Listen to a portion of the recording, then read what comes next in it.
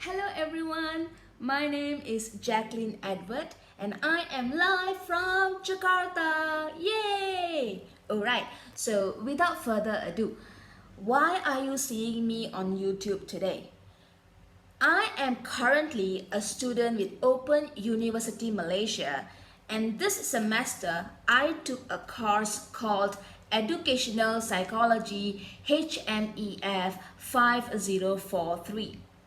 So to fulfill the requirement of this course, I have to sit for a 60% assignment and a 40% exam. My assignment consists of two parts. The first part is the written part, and the second part is a presentation which I have to upload onto YouTube. And that is why you're seeing me right now. Okay, so without further ado, what are the things that I need to include in my presentation? First of all, I am asked to choose a learning theory that I can apply in my classroom to make teaching as well as, most importantly rather, learning better. The theory that I have chosen is Constructivism. Now, first of all, allow me to explain to you, ladies and gentlemen, what does Constructivism theory mean? Constructivism is a theory in teaching and learning that involves students actively constructing or developing their own knowledge, and that reality is defined by their own experiences. Now, what did I just say? To make you understand this better, this theory tells us that a student, let's make me the student as an example, I develop my knowledge according to my understanding from my previous knowledge and previous experiences. So what I see right now, I try to relate that to what I already know, to what I already experienced. And from there, I look at this new knowledge and I try to find relations. So to employ this theory in a classroom, we need models. We cannot go into a classroom saying, hey teachers, let us employ the Constructivism theory in our teaching and learning without creating a proper model that somehow imitates this theory. So the 5E model is a model that has been created based on the Constructivism theory. So I am going to use this Constructivism theory via 5E models to run my lesson later. But allow me to explain to you what does this 5E model mean. The first E stands for engage. The second E stands for explore. The third E stands for explain. The fourth E stands for elaborate. The fifth E stands for evaluate. You may think, what did Jacqueline just blabber? Now, hold your horses. Allow me to first explain what these 5 E's stand for before I tell you on how this can be applied in a classroom. First of all, what does engage mean?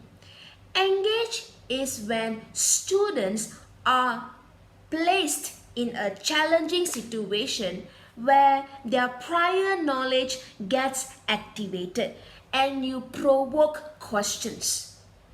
So in engagement, the step engagement, you need to provoke their knowledge, their prior knowledge. You need to give them questions that make them think, that make them have interest, that make them curious.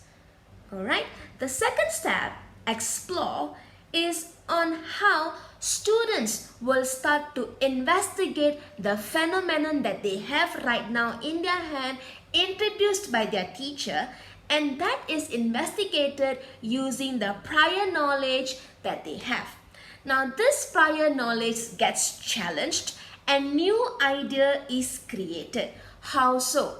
I have a prior knowledge and I have a new thing in my hand.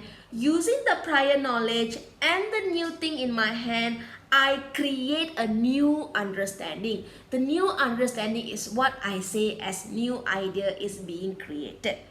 Now this is where we teachers give students the chance to be involved in the topic. We allow them to find solutions independently.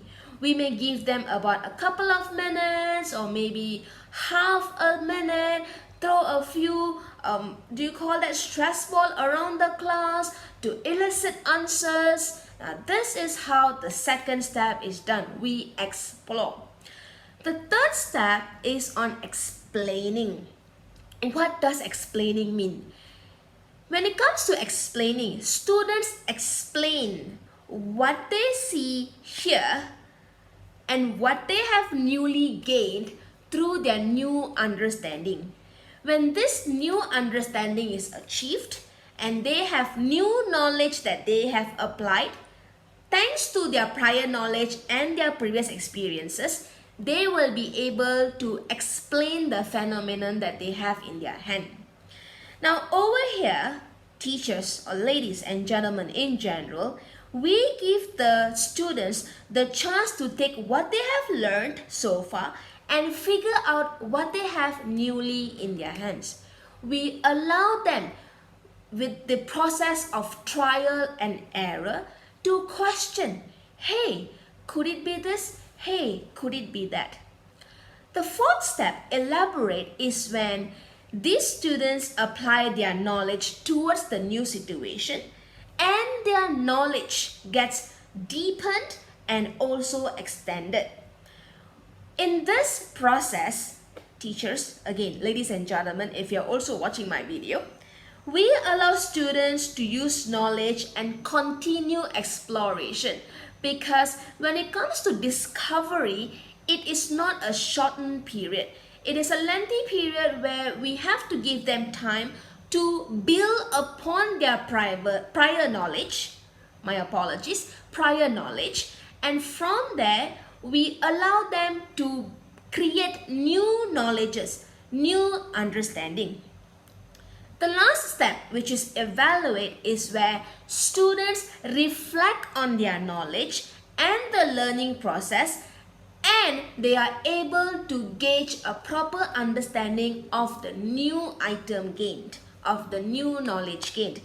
And they will be ready for assessment.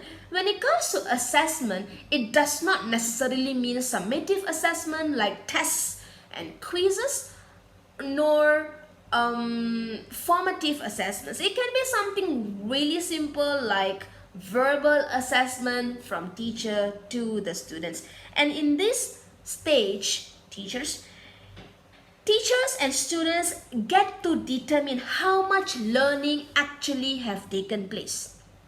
So, without further ado, allow me to tell you on how to apply these 5E steps in a normal JC1 English classroom. JC stands for junior college, and in junior college, English is studied as if it is a general paper. First of all, the topic of my JC1 English classroom is globalization. So for the first step where I need to engage my student, I will first try saying, hey, pay attention to me.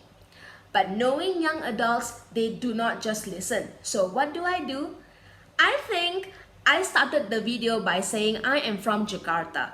I work and live in Jakarta, but I am ethnically an Indian Malaysian. So in Indonesia, majority of my students have zero access to anybody who is Indian. Therefore, I will go into the class and say, "Yelarum eniya parunga," which translates to everyone look at me. So when this is applied, I get their attention. So when I get that attention, I will say, how does globalization affect the world today? That will provoke first, curiosity. Second, to explore, I will place these students into groups of 4, and there will be 2 people in each group, and there will be 4 groups.